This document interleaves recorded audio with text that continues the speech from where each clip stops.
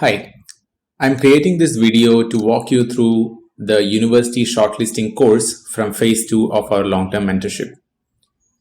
This course is designed in a very specific way based on our experience of helping couple of hundred or more candidates last year in their university shortlisting process. So usually the way it works is, university shortlisting is probably the most crucial and important step in the application process. I have had many friends of mine who got all rejects because they selected the wrong set of universities.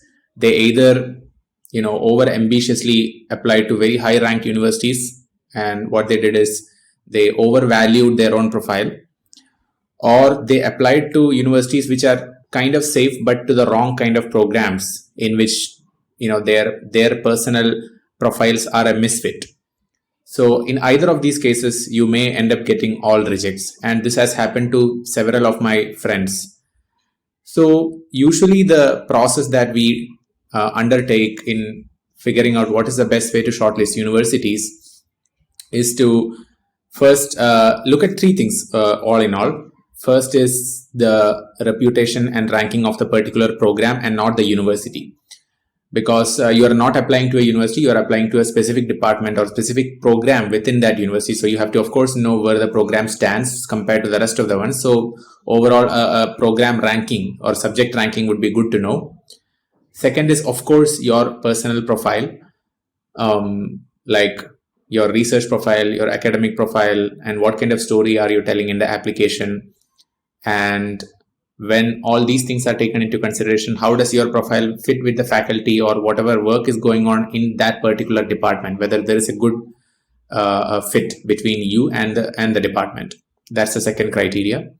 And third one is whether there is a history of students of your similar background. So if you are an Indian student, or depending on where you are from, whether there are students of your similar background who got into these universities in the past.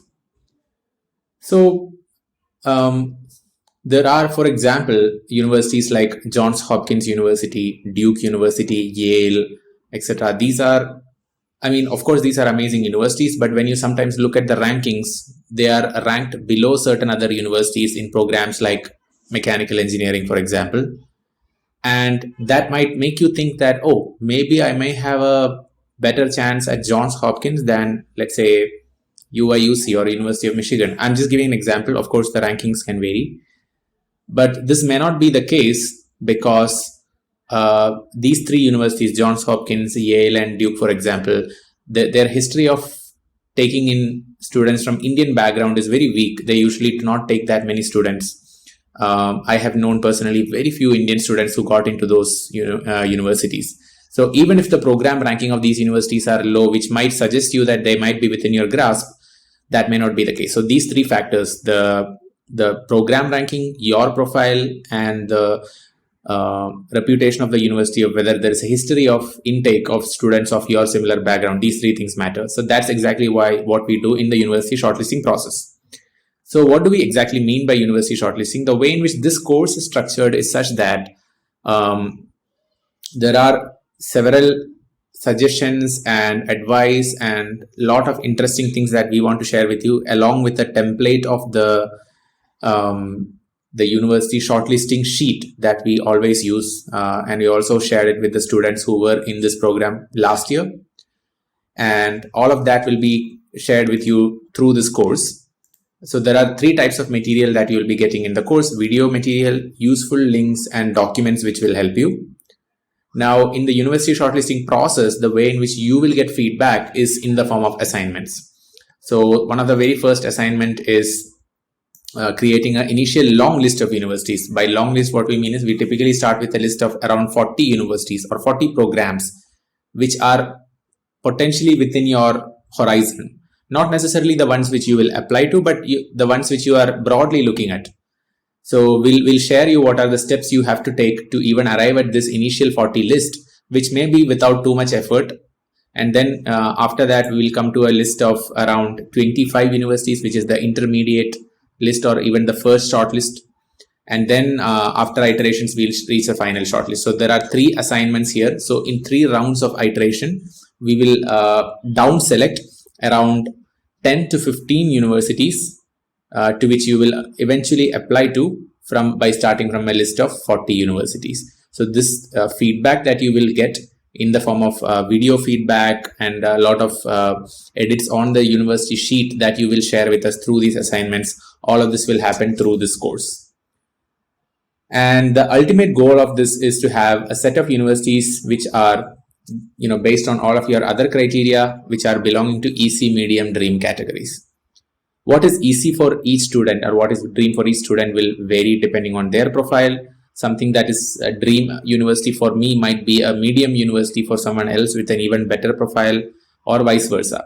So this also has to, ultimately the final 10 or 15 universities, we have tried different combinations in the past. Like for some students whose profile may not be necessarily so strong, we did not want to take too much risk. So we advise them to apply to, safe or medium schools for 8 out of 10 universities and try maybe 2 universities, try ambitious universities.